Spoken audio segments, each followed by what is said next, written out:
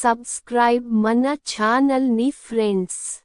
Like and share కూడా చేయండి friends. దీపపక్షి ఇలా అంటుంది, నాకు తొక్క తీసి ఉన్నట్టు ఉండే అరటిపండు లాంటి ఇల్లు కట్టగలవా అని అడుగుతుంది. కిట్టు గ్రద్ద కడతానమ్మగారు, కట్టి చూపిస్తాను. ఇల్లు కట్టడం అయిపోయింది దీపగారు. ఇల్లు చాలా బాగుంది, చాలా బాగా కట్టావు, నేను చెప్పినట్టే కట్టావు. అక్కలు చూసారా మా కొత్త ఇల్లు ఎంత బాగుందో? అబ్బో, అక్క మనం కూడా ఎలా ఇల్లు కట్టుకోవాలి. ఏమండి, మాకు ఇల్లు కావాలి, కట్టిస్తారా లేదా? అదేప ఇల్లు కట్టుకొని పొగరు చూపిస్తుంది. వాళ్ళు అప్పు చేసి ఇల్లు కట్టారే, నా వల్ల కాదు, నేను కట్టలేను. ఏమీ కట్టలేని వాడివి తాళి ఎందుకు కట్టావు? ఎవడో ఎదవ చెప్పాడు పెళ్లి చేసుకుంటే సుఖంగా ఉండొచ్చని. ఇప్పుడు మనశ్శాంతిగానే ఉన్నారు కదా? ఉన్నా అనుకుని భ్రమలో బతికేయడమే, ఏం చేయలేం. పెళ్లి చేసుకోవడం అంటే టైం బాంబ్ దగ్గరికి వెళ్ళి నా టైం గుడ్ టైం అయ్యేలా చేయమని అడగడం లాంటిది. అబ్బో, పెళ్ళైనాక స్వేచ్ఛ పోయిందంటే ఏడుస్తూ ఉంటారు కదా మీ మగాళ్ళు. స్వేచ్ఛ అనేది బైక్ మీద వెళ్ళడం లాంటిదే. అక్కడికి వెళ్ళితే పెళ్లి చేసుకున్నాం కదా అని తప్పకుండా జాబ్ చేస్తాం. ఇంటికి వస్తే అదే స్వేచ్ఛని మీకు ఇచ్చి మిమ్మల్ని స్వేచ్ఛా జీవులు చేస్తాం. అదే మగాళ్ళంటే. చాలే, ఎంతకి ఇల్లు కడతావా లేదా? నేను కట్టను. అయితే నేను మా పుట్టింటికి పోతాను. ఆగు, మీ అమ్మకి కాల్ చేసి చెప్తాను.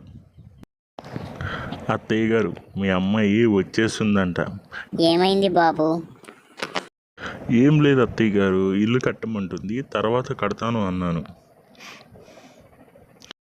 అయ్యా, దయచేసి దాన్ని మాత్రం ఇక్కడ పంపకు. ఇప్పుడిప్పుడే మా ఆయన ఆరోగ్యం, బీపీ, షుగర్ అన్నీ కంట్రోల్లో ఉంటున్నాయి. అల్లుడు గారు, మీకు ఇది ఏమైనా న్యాయం ఉందా? అమ్మిన వస్తువుని ఎవరైనా డేట్ అయిపోయాక రిటర్న్ తీసుకుంటారా? చెప్పండి అల్లుడు గారు, కావాలంటే చెప్పండి. ఇంకొంచెం డబ్బు అప్పు చేసైనా మీ మామయ్య గారితో మీకు ఇప్పేశాను. దానిని మాత్రం దయచేసి మా ఇంటికి పంపించకండి. అమ్మో, ఇంత గయ్యాళిని నాకు ఇచ్చి చేసి మీరు హాయిగా ఉన్నారా అత్తయ్య గారు? మీనా, కడతానులే ఇల్లు, కాకపోతే నాకు కొంచెం టైం ఇవ్వు. అలా బాలు భార్య బాధపడలేక బయటకు వచ్చి అలా సరదాగా తన ఫ్రెండ్ అయిన మనోజ్ని కలిశాడు. మనోజ్ అన్నయ్య, మా ఆవిడ ఇల్లు కట్టమంటుంది. బాలు బ్రో, మా ఆవిడేనా తక్కువ కిందనుకుంటున్నావా? మా ఆవిడ కూడా ఇల్లు కట్టమంటుంది. దానికి మళ్ళీ కొన్ని కండిషన్లు కూడా పెడుతుంది. దానిమ్మకి ఇలాంటి ఇల్లు కట్టాలంట, అందులోనే తను ఉంటుందంట. కొత్తగా డిఫరెంట్గా ఆలోచించిందని కూడా చెప్తుంది.